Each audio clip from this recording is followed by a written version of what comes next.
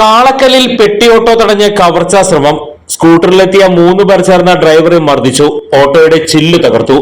വരന്തരപ്പള്ളി വടക്കുമുറി ഇടശ്ശേരി ബാബുവിനെയാണ് സ്കൂട്ടറിലെത്തിയ 3 പേർ ചേർന്ന് മർദ്ദിച്ചത്.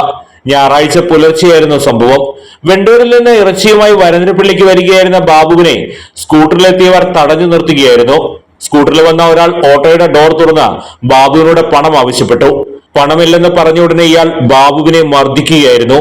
കൂടെ ഉണ്ടായിരുന്നയാൾ ബാബുവിന്റെ കഴുത്തിൽ മാലയുണ്ടെന്ന് കരുതിയെങ്കിലും മാലയില്ലെന്ന് കണ്ടയുടനെ മർദ്ദനം തുടരുകയായിരുന്നു.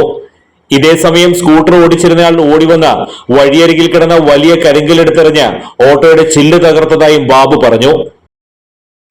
ഞാൻ വെണ്ടൂരിൽ നിന്ന് ഇറച്ചി കൊണ്ട് നന്ദിപുരം ഭാഗത്തേക്ക് വരുമായിരുന്നു. അപ്പോൾ നമ്മുടെ ശ്രാമ്പിക്കലിൻ്റെ കടയിൽ ഇപ്പുറത്ത് ടർഫിനടുത്തായിട്ട് 3 പേര് സ്കൂട്ടറിൽ വന്നിട്ട് പെട്ടെന്ന് വഴി ചോദിക്കാൻ വരുന്ന വഴി വന്നവർ എൻ്റെ വണ്ടിയുടെ ഫ്രണ്ടിൽ നിന്നിട്ട് പെട്ടെന്ന് ഒരുത്തന്നെ ഓടി വന്നിട്ട് ഡോറ് തുറന്നിട്ട് തന്നെ പൈസ എടുക്കടാന്ന് പറഞ്ഞ് ഒറ്റയിടി അതിൽ മോന്തയ്ക്ക്. അത് കഴിഞ്ഞ് രണ്ടാമത്തെ 2 പേര് ഹെൽമെറ്റ് വെച്ചിട്ടുണ്ടായിരുന്നു. ഒരുത്തൻ വന്നിട്ട് ഇപ്പുറത്തും കൂടെ വന്നിട്ട് അവനും എന്നെ മർദ്ദിച്ചു. അത് കഴിഞ്ഞിട്ട് പൈസ എടുക്കടാന്ന് പറഞ്ഞിട്ട് എൻ്റെ കൈപ്പിടിക്ക് ഇങ്ങനെ കൈ വെച്ചിട്ട് ചെയ്യാൻ പൊട്ടിക്കാനായിട്ട് നോക്കി. അത് കഴിഞ്ഞ ദിവസം ഇവർ മൂന്നാമത്തെ വന്നിട്ട് കല്ലെടുത്തിട്ട് ഒട്ടലക്കണല്ലേ കൊല്ലാൻ വീക്കണമാതിരി ഗ്ലാസ് നോക്കി വണ്ടിയുടെ. അപ്പോഴേക്ക് ആൾക്കാർ വന്നപ്പോഴേക്കും ഒരു സ്കൂട്ടർ എടുത്ത് വേഗം പോയി. അപ്പോഴേക്കും ഒരു ചേട്ടൻ വേഗം വണ്ടി നമ്പർ എഴുതിയെടുത്ത് ഒരാൾ പിന്നിൽ ഇവരെ പിന്തുടർന്ന് പോയി. പക്ഷെ അവരെ കിട്ടിയില്ല.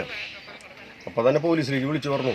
പോലീസ് സ്റ്റേഷനിലേക്ക് വരന്തരപ്പള്ളി പോലീസ് സ്റ്റേഷനിലേക്ക് വിളിച്ചു പറഞ്ഞു. ഇതേ സമയം അതുവഴി വന്ന വാഹനയാത്രക്കാർ ഒത്തുകൂടിയതോടെ 3 പേരും സ്കൂട്ടറുമായി രക്ഷപ്പെടുകയായിരുന്നു. സ്കൂട്ടറിന്റെ നമ്പർ ഒരു യാത്രക്കാരൻ കുറിച്ചെടുത്തെങ്കിലും അത് പിന്നീട് വ്യാജമാണെന്ന് തെളിഞ്ഞു. മർദ്ദനമേറ്റ ബാബു പുതുക്കാട് താലൂക്ക് ആശുപത്രിയിൽ ചികിത്സ തേടി. ബാബുവിന്റെ പരാതിയിൽ വരന്തരപ്പള്ളി പോലീസ് അന്വേഷണം ആരംഭിച്ചു. പ്രദേശത്തെ നിരീക്ഷണ ക്യാമറകൾ പോലീസ് പരിശോധിച്ചു വരികയാണ്.